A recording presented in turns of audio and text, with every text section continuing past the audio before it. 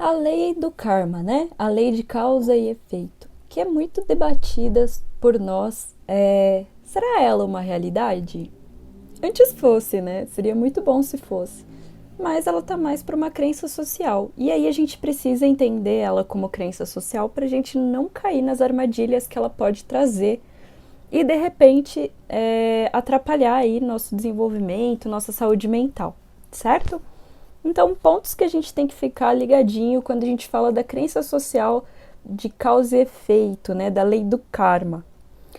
Primeiro que a gente não tem como mensurar e potencializar as dores das pessoas para dizer que o que a gente faz aqui a gente vai pagar aqui, né?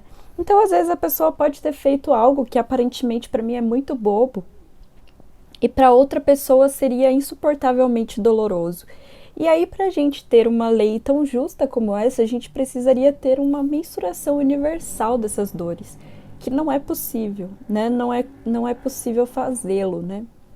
Então, acho que esse é o primeiro ponto que coloca um pouco um questionamento nessa crença social. Bom, então, de repente, para algumas pessoas isso pode ser muito ruim, para outras não. Qual que vai ser a métrica utilizada, né? Para a gente elaborar o sofrimento alheio e notar se esse sofrimento realmente foi genuíno ou digno ou justo, de acordo com aquilo que lhe foi proporcionado, né?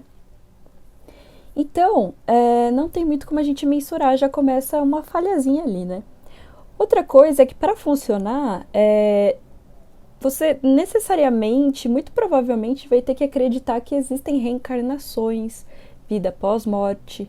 Isso porque uma vida só é muito pequenininha para a gente conseguir pagar as coisas ruins que a gente faz ou receber as coisas boas que a gente faz também, né? Então, além do problema da intensidade da métrica, né, da forma de mensurar algo subjetivo, a gente vai ter aí esse problema de ter que acreditar em outras vidas. E eu já ouvi pessoas dizendo, por exemplo, que a lei de causa e efeito unida à lei de reencarnação ou a crença de reencarnação traz muita insensibilidade em relação à dor das outras pessoas, né? Então, pessoas às vezes que creem, não estou dizendo tudo, nem todo mundo, nem todos, nem nada, mas há uma tendência das pessoas que acreditam nessa lei de uma forma muito ferrenha, que elas acreditem que por exemplo, dá para justificar a miséria, desigualdade social, entre outras coisas, com isso, né? Porque aí fica mais fácil. A gente diz, bom, aquela pessoa deve ter feito algo horrível na outra vida dela. E aí a gente justifica dessa forma. Acaba também sendo justificativa essa lei para o nosso conformismo político, né? Porque a gente vai falar, bom, eu não vou lutar por aquele povo, ou por aquela etnia, ou por aquela crença, porque se isso está como está hoje, é porque de alguma forma alguém mereceu isso, né? Foi merecedor disso. E aí a gente fica mais insensível a essas outras realidades que não a nossa. Pode também acabar justificando a gente julgar e ficar obcecado por alguns dos nossos pensamentos, né? Então, eu já ouvi pessoas dizendo assim, bom, eu tenho medo de sentir medo porque isso vai fazer algo ruim acontecer de fato. Ou então, eu tenho medo de acreditar que eu estou doente porque eu vou atrair a doença de fato. E isso não é uma métrica, né? Isso não é uma realidade, né? Não existe um estudo que comprove que se você pensar em dinheiro, por exemplo, o dinheiro vai aparecer na sua vida.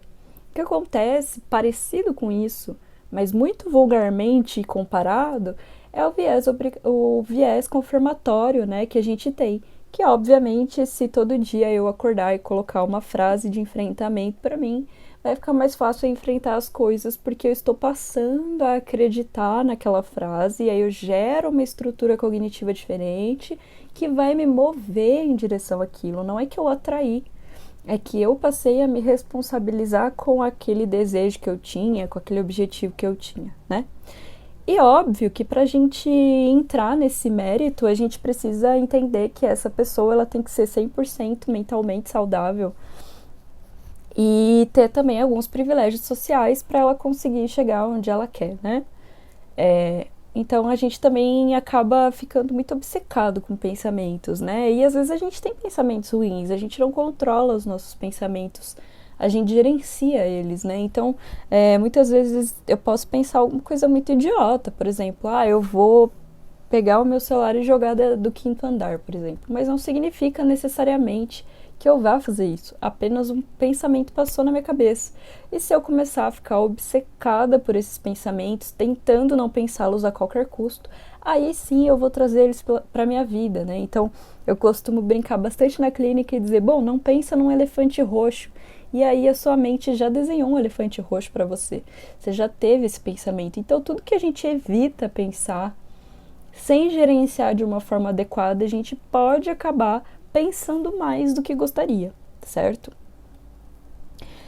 Pode também trazer uma sensação de culpa, né? Então, se por um lado a gente tem uma sensação de responsabilidade social muito menor, a gente pode ter uma sensação de culpa muito maior, porque eu vou me culpabilizar pelos privilégios que eu não tenho, né? Então, eu vou olhar, por exemplo, aquela pessoa que tem uma condição de vida melhor, aliás, né? Que tem mais poder aquisitivo, ou que está vivendo algo que eu sonho viver e que eu ainda não alcancei, e eu posso olhar para aquela pessoa e pensar, olha, esta pessoa, ela construiu essa realidade para ela. Eu não, porque eu tenho medos, porque eu tenho, sei lá, as pessoas falam muito escassez, né? Tenho pensamentos de escassez e tudo mais.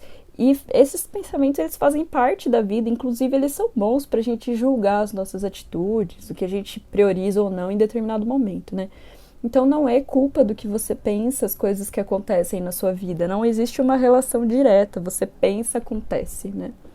Seria ótimo se existisse, eu acho, né? Porque daí a gente conseguiria ter mais autonomia sobre sobre as coisas que acontecem, né? Tanto com a gente quanto com as pessoas que a gente ama. Óbvio, né? Se a humanidade tivesse ali uma maturidade para isso, né? E também, né, como todas as crenças sociais, eu acho que todas que eu trouxe até agora, reduz a nossa capacidade de empatia. A gente reduz a nossa capacidade de empatia quando a gente acredita que algo ruim aconteceu com uma pessoa porque de alguma forma ela mereceu isso.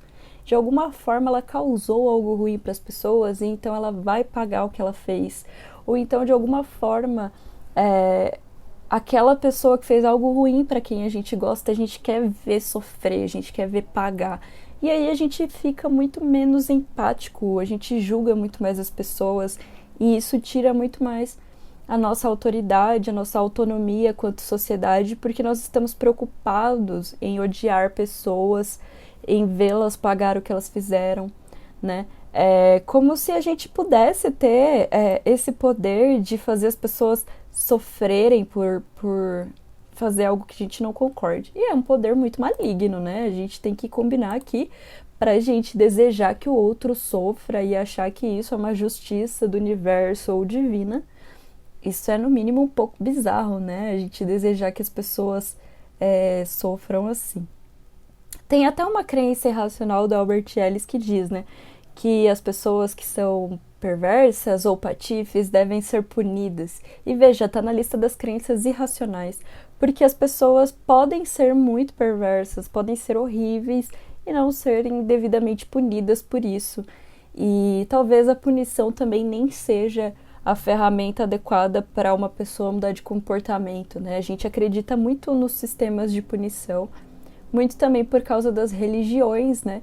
Céu, inferno, né? Ou algum lugar que você sofra, que não seja o inferno, mas que seja alguma coisa parecida. Então também é uma religião, uma crença muito pautada em religiões, né? Acho que a gente pode tentar reduzir essa crença quando a gente acredita que a gente pode correr atrás das nossas coisas, não necessariamente o universo precisa trazer pra gente, ou Deus, ou como você chamar. Que as nossas próprias atitudes possam mudar o nosso destino e não que pensar positivo mude o nosso destino, né? Eu acho que é muito importante. E também lembrar que se aquela pessoa está em sofrimento, se você não pode ajudar, pelo menos não atrapalha, né? Pelo menos não justifique esse sofrimento horrível, indesejado, doloroso, com alguma crença social que vai colocar essa pessoa como merecedora. Ninguém merece sofrer. E muitas das pessoas que fazem as outras pessoas sofrerem é porque sofreram, né? Então, o sofrimento, esse sofrimento social, né? Não sofrimento saudável, porque obviamente a gente vai se frustrar na vida, né? Mas esses sofrimentos intensos, eles podem ser evitados, né? Esses sofrimentos subhumanos, né? A fome, por exemplo, né? A gente consegue evitar, a gente tem terra para isso, né? A gente consegue evitar. Então que a gente possa não se conformar, não abraçar essa lei como 100% verdadeira para nossas vidas e sem nenhuma outra responsabilidade sobre isso, certo? Pessoas, estou falando de uma lei de causa e efeito. Sei que ela é usada em muitas religiões. Quero deixar claro que não estou questionando a religião de vocês. Eu estou dizendo que algumas coisas que a gente acredita, de acordo com a nossa religião, elas estão pautadas nas nossas crenças.